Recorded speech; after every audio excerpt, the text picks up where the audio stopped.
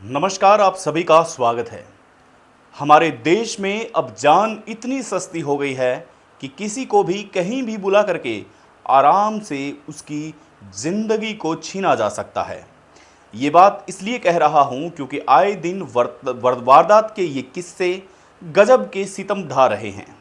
सितम तो तब ढाया जाता है जब एक मजदूर अपनी मजदूरी मांगने के लिए एक फैक्ट्री में जाता है और उसे रात को अकेला पाकर के ये अपना हिसाब न मांग सके, इसलिए ऐसा काम किया जाता है। बहरहाल ये एक अलग विषय है जांच का, लेकिन सूत्रों के हवाले से जो खबर है, आज ये सच्ची घटना आपके समकक्ष रखने जा रहा हूं। आज की ये घटना खारा से शुरू होती है। कालासर वही गांव जिस गांव में पहले भी दो जिंदगियां यहां से अलविदा कह चुकी है। उनके ही एक दूर के रिश्तेदार बताए जा रहे हैं। वो यहाँ काम ही नहीं करते, वो काम ही पंजाब में करते हैं और पंजाब में 6 महीनों से वहाँ सेटल है। वो बताया जा रहा है कि रात को बीकानेर आते हैं।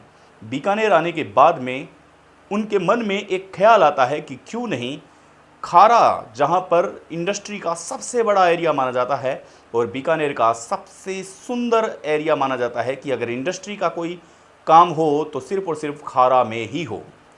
कालासर यह निवासी, जिसका नाम नरेंद्र बताया जा रहा है, वह बीकानेर उतरता है अपने बच्चों के पास। इनके 3 बच्चे। ये अपने बच्चों के पास जाने से पहले सोचता है कि यहाँ बकाया कुछ राशि है, वो बकाया राशि एकत्रित की जाए और उसके बाद में घर जाया जाए।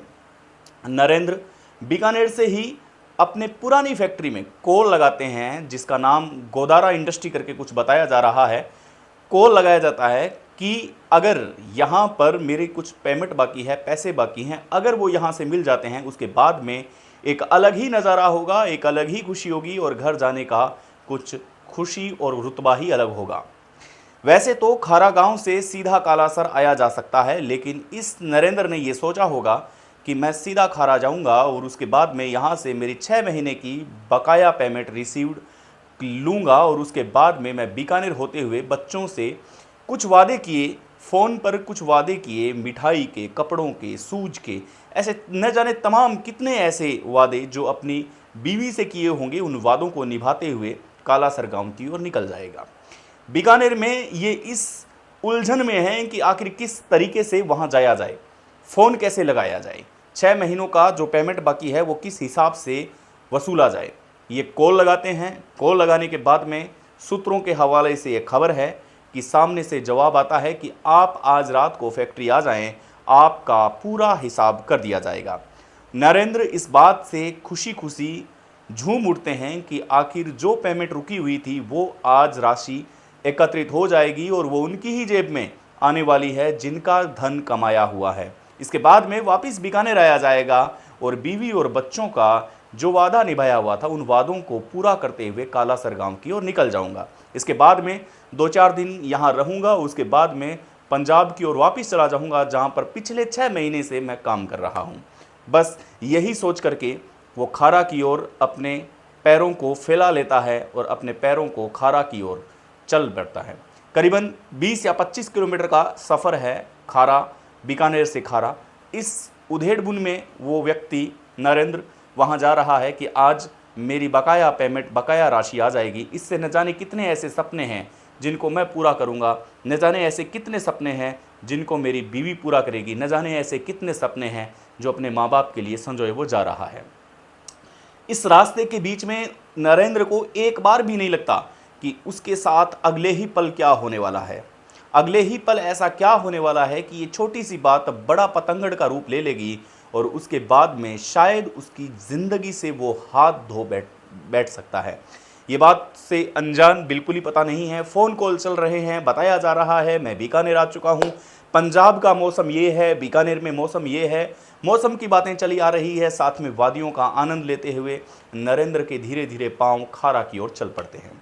खारा जैसे ही उतरते हैं, उतरने के बाद में अपने पुराने मालिक से मिलते हैं। मिलने के बाद में सूत्रों के हवाले से ये खबर है, सूत्र ये हमारे बता रहे हैं और उनके परिजन से मैंने बात की, वो भी ये बता रहे हैं कि फैक्ट्री के अंदर जाने के बाद में कुछ दुआ सलाम की जाती है, राम राम सत श्री अकाल किया जाता है और उसके बाद में चाय की चुस्कियों के साथ वार्तालाप आगे बढ़ती है। न जाने क्या होता है ऐसा कि वहाँ के मुनीम कालासरी के किसी गांव के व्यक्ति को फ़ोन करते हैं कि ऐसा कुछ हो रहा है, मारपीट हो रही है, न जाने कौन सा सितम ऐसा ढाया जा रहा है।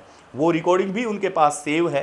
न जाने ऐसी कौन सी ऐसी बात थी नरेंद्र ने जो पुरानी फैक्ट्री मालिक को बोल दी, और न जाने ऐसा कौन सा विवाद खड़ा हो गया जिसकी वजह से नरेंद्र आज इस दुनिया में हमारे बीच में नहीं है। वो बात होते होते इतनी बढ़ गई कि नरेंद्र को बुरी तरीके से उसके साथ हाथापाई की गई, उसके साथ अभद्र व्यवहार किया गया और कहा यह जा रहा है कि उसको उसकी ज़िंदगी तक छीन ली गई। इसके बाद में जैसे ये घटना होती है, अब घटना तो घटना होती है, सुबह होगी, संसार में बात फैलेगी, लोग बाग आएंगे, फैक्ट्री का नाम खराब होगा, प्रशासन आएगा, सारी चीज़ें इंक्लूड हो जाएगी। इसके बाद में 5 ऐसे बताए जा रहे हैं जिन पर आरोप लगा है, वो 5 लोग फरार हैं। घर वाले पहुंचते हैं, उसके बाद में अपने बेटे की, अपने रिश्तेदार की, अपने भाई की, अपने बंधु की ऐसी सिचुएशन देखते हैं जिसका मात्र और मात्र शरीर पड़ा है, लेकिन शरीर से निकलने वाली वो आत्मा अब परमात्मा में लीन हो चुकी है। ऐसे में दुखांतिका का अवसर होता है। ऐसे में हर लोग ये चाहते हैं कि इस मामले को जैसे तैसे करके सलटाया जाए और जो ये शरीर है, इस शरीर को अपने गंतव्य स्थान पर पहुंचाया जाए, लेकिन ऐसा होता बिल्कुल ही नहीं है। वो लोग इसकी निष्पक्ष जांच मांगने के लिए जामसर थाने से आग्रह करते हैं। जामसर का थाना आता है, लेकिन अभी तक इसकी कोई निष्पक्ष कार्यवाही बताया जा रहा है कि नहीं हुई है। ऐसे में वो शरीर बिना आत्मा के वहाँ रख लिया जाता है और लोग धरने पर बैठ जाते हैं, ये बताने के लिए कि आखिर उनके पुत्र के साथ, उनके भाई के साथ, उनके भतीजे के साथ ऐसा क्या हुआ है जिसकी पूरी की पूरी घटना की जानकारी दे, और अगर ये सही थे तो फिर ये भागने पर मजबूर क्यों हुए। अगर ये 5 लोग जिन पर आरोप लगा है, अगर ये सही थे तो फिर इनको भागने की आवश्यकता क्या थी। बहरहाल ये वारदातें लगातार बढ़ रही है। दूसरा हिस्सा जरूर लेके आएंगे, इसका अनसुलझा सा पहलू, जिसको बता पाएंगे कि आखिर नरेंद्र के साथ क्या हुआ। धन्यवाद, बने रहें आप, तब तक के लिए नमस्कार।